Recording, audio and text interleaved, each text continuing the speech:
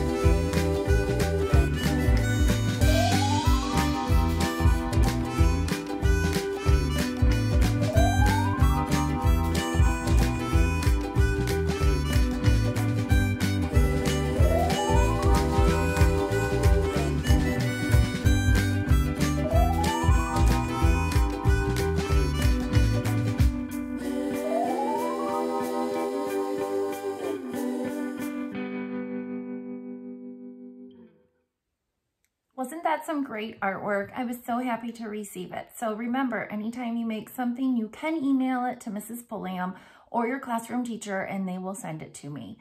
So today's project is going to take us outdoors. And Andy Goldsworthy is a well-known sculptor artist who uses nature and found materials to create art. The thing about creating art with nature is that it doesn't always last, especially when you make it in the outdoors. So the next couple slides will show you some of his work.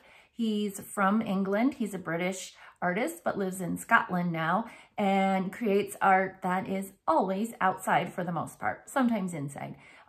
So go ahead, enjoy the slides, and afterwards we'll need to head on outdoors. So.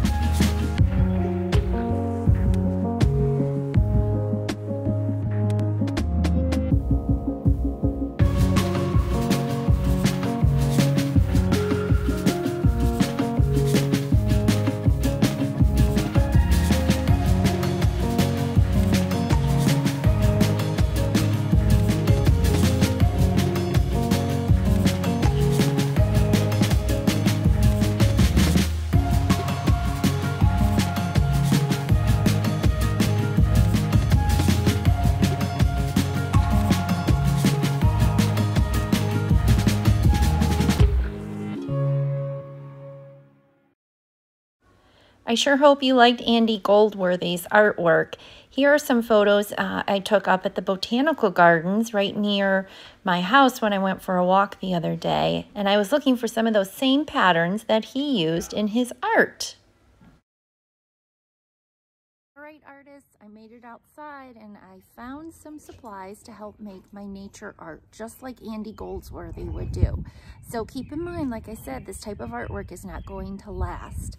So let's see what I have and we will start creating. We're going to be making a design that starts in the center and it seems to grow. We call it a mandala. It's going to be a mandala made with nature. Here we go. Let's take a look at what Mrs. Pulliam has. Rocks, sticks, dandelions, leaves, leftovers of last year's ferns, some chives out of the garden. I hope Augie didn't eat the ones that are missing. But the idea is to take everything from nature and try and make a design with it. We've often talked about radial designs where something starts in the middle and then the design grows from the center. So it could be a pattern, A, B, A, B. I have another stick. I really like these ferns that I have. These are kind of neat. Maybe they could go down. No, Augie. Let's see, how about the dandelions? What do you think of those, Og? Those a good thing to put in? We'll tuck those around the center. Looks nice. Maybe those leaves could overlap. It looked like in the one picture of the artist's work, the leaves were layered and gathered. So I want you to enjoy making a design out of nature supplies outside. And if you can, take a picture of it with or without your pet. You could see Augie approves of it, I guess. And then, as always, email it to Mrs. Pulliam, and I'd love to see it, or come and visit me at one of the virtual art room chats. All right, go on, go make art.